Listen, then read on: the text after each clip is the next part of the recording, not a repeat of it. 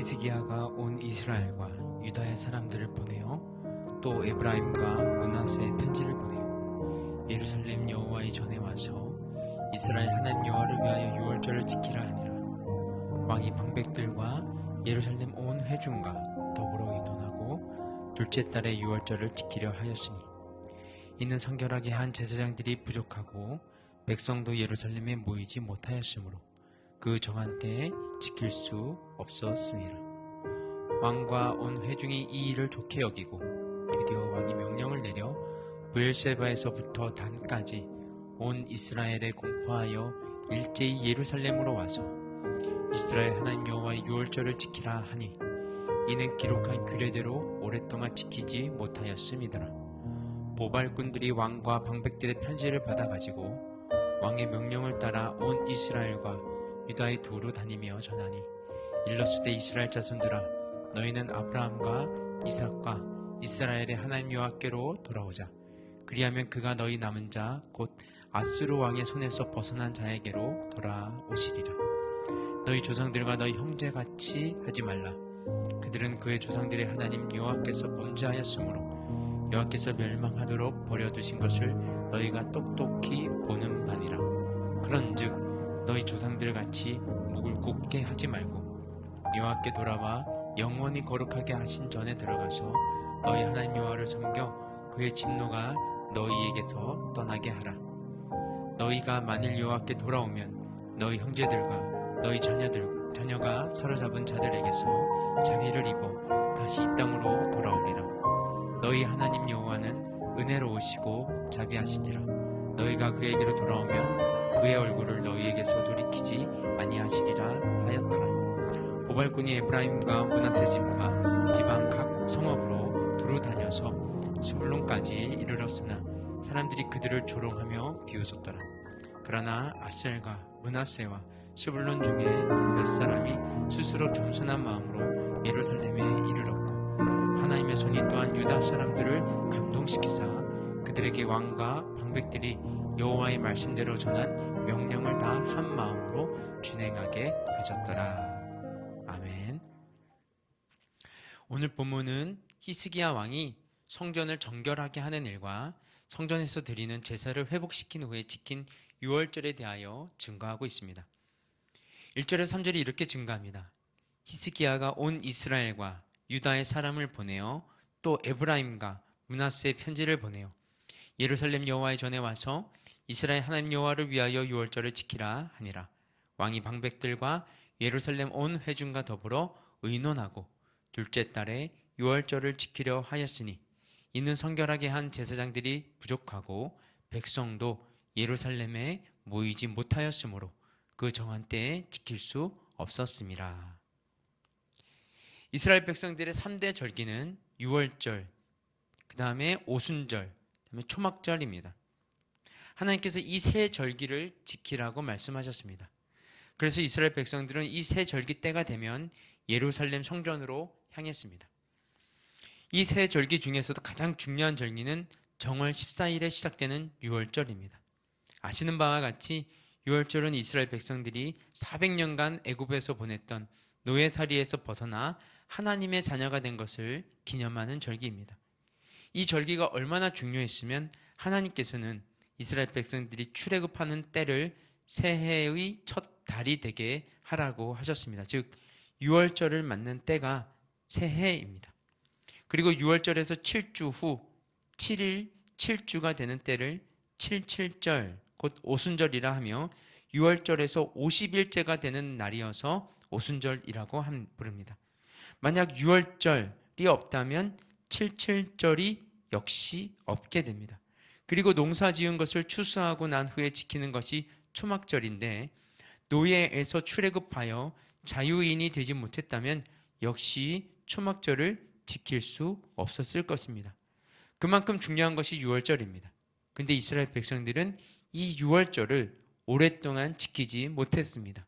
그리고 성전 정화와 예배를 회복하는 데 시간이 필요했고 제사장들마저 부족했기 때문에 본래 시작되어야 하는 정월 14일부터 지키지 못하고 한 달을 미루어서 지키자고 말하는 것입니다.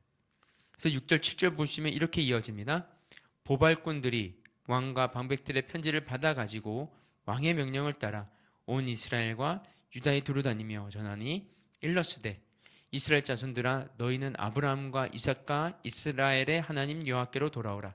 그리하면 그가 너희 남은 자 곧 아수르 왕의 손에서 벗어난 자에게로 돌아오시리라. 너희 조상들과 너희 형제 같이 하지 말라. 그들은 그의 조상들의 하나님 여호와께 범죄하였으므로 여호와께서 멸망하도록 버려두신 것을 너희가 똑똑히 보는 바니라.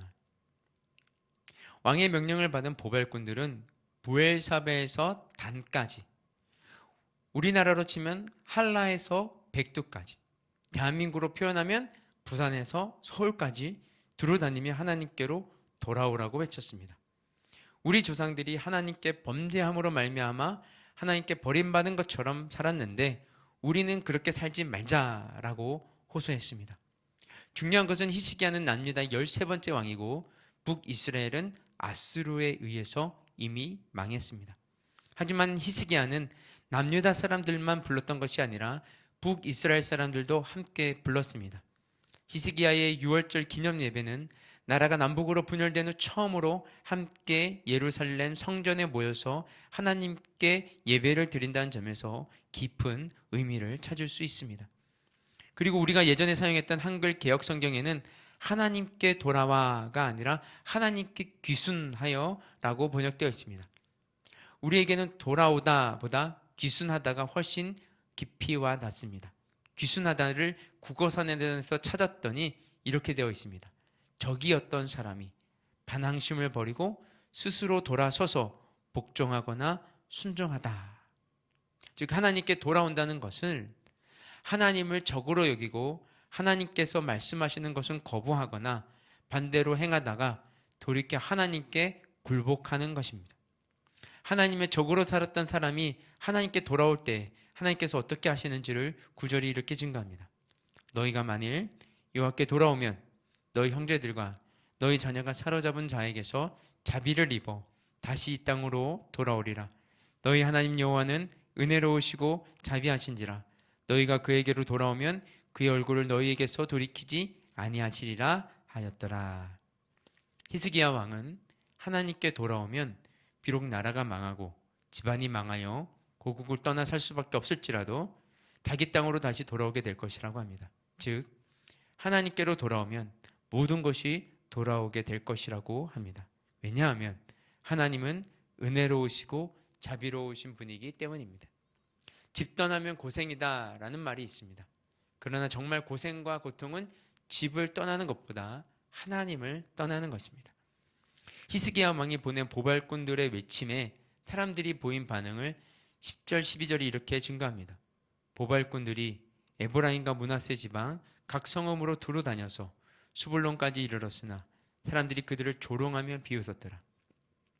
그러나 아셀과 므낫세와 수불론 중에서 몇 사람이 스스로 겸손한 마음으로 예루살렘에 이르렀고 하나님의 손이 또한 유다 사람들을 감동시키사 그들에게 왕과 방백들이 여호와의 말씀대로 전한 명령을 다 한마음으로 준행하게 하셨더라. 보발꾼들의 외침에 모든 사람들이 호의로 받아들인 것은 아니었습니다. 조롱하고 비웃는 사람들이 있었습니다. 그들은 솔로몬이 죽은 후 여로보암 때부터 200년 이상을 하나님의 얼굴을 외면하고 우상들과 친밀하게 지냈습니다. 그래서 여호와 하나님께 예배드리는 일을 좋아할 리가 없었습니다. 그럼에도 아셀 지파, 므낫세 지파, 스불론 지파 사람들 중에는 감동을 받아서 예루살렘으로 올라온 사람들이 있었습니다. 하지만 남유다 사람들은 히스기야 왕의 명령을 적극적으로 따랐습니다. 그동안 히스기야 왕이 전심으로 성전과 예배를 세우려고 하는 그 몸부림을 보았기 때문일 것입니다. 더 중요한 것은 하나님의 손이 그들을 감동시켰다고 합니다. 하나님의 사람은 하나님의 손을 늘 보고 아는 사람입니다.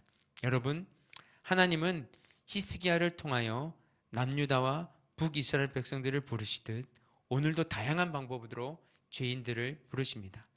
여호와께 돌아오라, 진노에서 떠나라, 자비하심을 입으라 라고 말씀하십니다. 이 하나님의 부르심에 귀를 기울이는 자가 복이 있음을 아시기 바랍니다. 우리라고 이 부르심에서 예외라고 생각하지 마시기 바랍니다.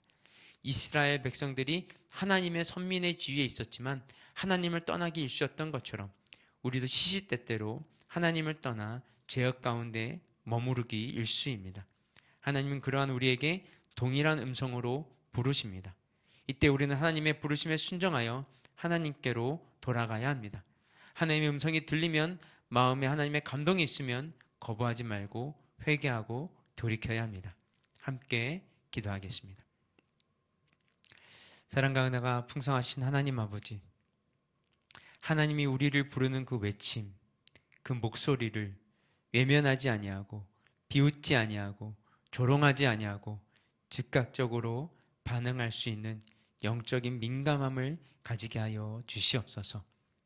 참으로 어리석은 것이 당신의 소리를 듣지 못하고 음성을 듣지 못하고 반항하는 것일 것인데, 하나님 우리가 그런 의를 범하지 않게 하시며 오히려 적극적으로 듣기를 사모하는 자들 되게 하여 주시옵소서. 이 모든 말씀 예수 그리스도의 이름으로 기도드렸습니다. 아멘. 우리 계속해서 개인 기도 제목 가지고 기도하며 나아가도록 하겠습니다.